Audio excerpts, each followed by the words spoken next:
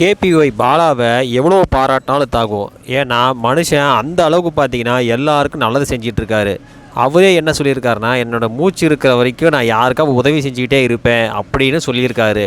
இப்போ ரீசெண்டாக ஒருத்தர் உதவி செஞ்சுருக்காரு. அது பார்த்தீங்கன்னா இணையத்தில் மிகப்பெரிய வைரலாக இருக்குது. அது மட்டும் இல்லாமல் பாலாவை சில பேர் குறையும் சொல்கிறாங்க. என்ன அப்படின்னா, இவர் விளம்பரத்துக்கு மட்டும்தான் பண்ணுறாரு, உதவி செய்கிறதையே விளம்பரம் பண்ணணும் அப்படின்னு சொல்லி நிறைய பேர் கேள்வி கேட்குறாங்க. ஆனால் பாலாவோட நலவிரும்பிகள் இதில் என்ன தப்பு இருக்குது? அவர் செய்கிறாரு, அதை காட்டுறாரு, அதை பார்த்து இன்னும் 4 பேர் பார்த்தீங்கன்னா நல்லது செஞ்சால் பரவாயில்ல தானே அப்படின்னு சொல்லி பாலாவோட ஆதரவாளர் சொல்லிட்டு இருக்காங்க. இப்போ அவர் செஞ்ச உதவி என்ன அப்படின்னா, ஒரு ஜிம்மில் ஒரு ஹெல்ப்பராக இருந்திருக்காரு. அவருக்கு பார்த்தீங்கன்னா ரொம்ப கஷ்டத்தில் இருக்க ஃபேமிலி.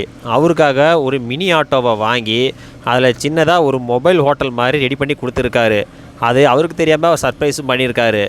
இப்போது அதனால் அவர் மட்டும் இல்லாமல் அவரோட ஃபேமிலியும் பார்த்தீங்கன்னா ரொம்ப நல்லா சந்தோஷமாக இருக்காங்க.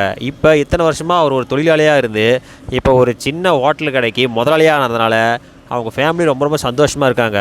அது மட்டும் இல்லாமல் பாலாவோடைய ஆதரவாளர் நிறையா பேர் இன்னமும் நிறைய உதவி செய்யணும், நிறையா ஏழைங்களுக்கு நீங்கள் முக்கியமாக பண உதவியோ பொருள் உதவி செஞ்சுக்கிட்டே இருக்கணும் அப்படின்னு சொல்லி பாலாவே என்கரேஜ் பண்ணிகிட்டு இருக்காங்க.